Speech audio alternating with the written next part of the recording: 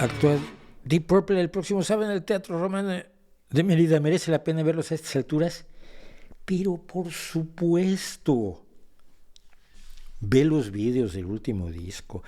Ian Pace sigue siendo uno de los bateristas más impresionantes de la historia.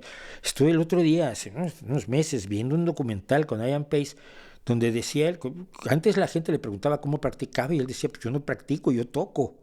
Yo toco todos los días desde que tenía 18 años hasta la pandemia. Y en la pandemia Ian Pace se tuvo que hacer una rutina de ensayo diario para estar 2-3 horas tocando la batería para no perder facultades. Ian Pace tiene más años que yo. Y está tocando todo. El guitarrista, por supuesto, ni se diga.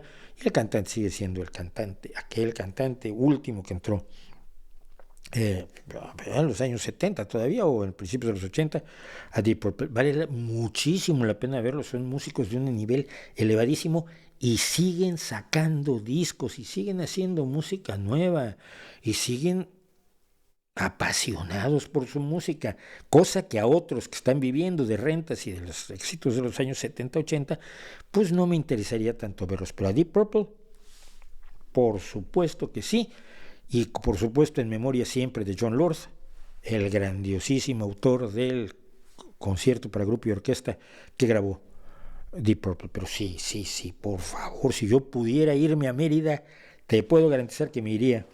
Y aunque fuera solamente para ver a Pace, porque de veras me parece uno de los bateristas más espectaculares que hay, y que hay todavía, sobre todo ahora que se nos han ido todos los más grandes, ¿no?